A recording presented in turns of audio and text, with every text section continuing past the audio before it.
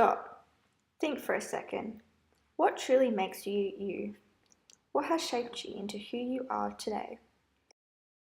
Identity, which by definition is the fact of being or knowing who one is shaped and influenced by everything around us. Yet two elements which have an inevitable impact, shaping one's identity drastically, are the ones of our connection to place and people. This idea is illustrated extensively throughout the use of language, in various forms including poetry, which aim to allow reflection on the reader's own self and identity. Through this, it leads one to think, who am I really? An individual's interest and identity are what truly set and individualize one apart, evident through being described as not a puppet. As one grows, they are majorly influenced by their family and various other sectors within one's life. Yet the people around them and their ideas, culture, ethics, morals and values are said to have the greatest impact on one's identity. This is on a large scale, such as individuals' view on what is right and wrong, down to their taste in music or fashion, influencing one's identity extensively through the people one chooses to surround themselves with.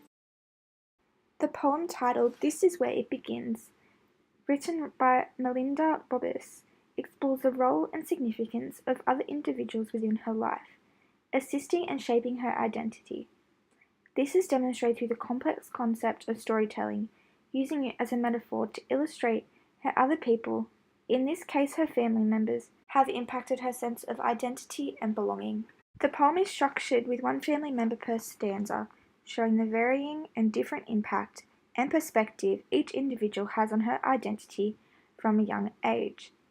It explores with great significance the intergenerational connection evident. This is especially seen within migrants through the quote, "All our eyes collect to singular seeing." This imagery used to show and explain the connectedness of the family members all having the same view through a sense of shared intergenerational identity. The term place has several meanings, often thought as a location, a city, or a town. Yet place isn't just the physical surroundings and characteristics of a location. It is much more than that, being the associations and feelings one has in terms of this said place. It refers back to the concept of sense of place, being the complex relationship between humans and their surrounding environment, as they are seen as being co-produced. This is due to individuals identifying with where one lives and the memories held from these spaces, which has shaped one's identity, creating what is known as an environmental autobiography.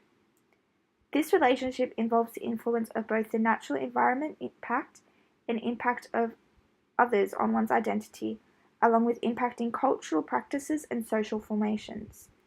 Therefore, it is evident that a sense of place impacting and shaping one's identity inextricably through the bond between place and identity. The social psychologist Erwin Attelman in 1992 stated the concept of place defines in which ways individuals feel connected to various places and the effects of such bonds in identity development and place-making perception and practice.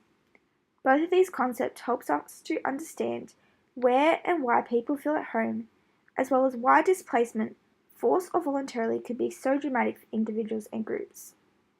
This is especially evident within groups of individuals who have an extreme connection to their home country, yet have been forced to flee this place, as evident within the poem Home, written by Miriam Wee Lo. Miriam is of Chinese, Malaysian and Anglo-Australian descent. She was born in Canada, raised in Singapore, and has lived in Australia since 1993. Therefore, it's evident that she extensively knows how the connection to place and the people surrounding her impacts her own identity. This is illustrated through the use of imagery, with the concept of home being explored within the poem, being described by Miriam as a fused image and emotion. This relates back to and can be personally related to through the use of first person to any individual who has experienced dislocation or uncertainty such as herself. It refers to the confusion of, where is home? What is home? Is it the memory of what I grew up with? Is it something I look back or forward to? Is it something I experience now? Yet she refers to home as not just a physical place. It can be a memory, smell, or other person shown within the first line of the poem. I'll follow the smell of food, fried incorn bills, roast lamb, and mango.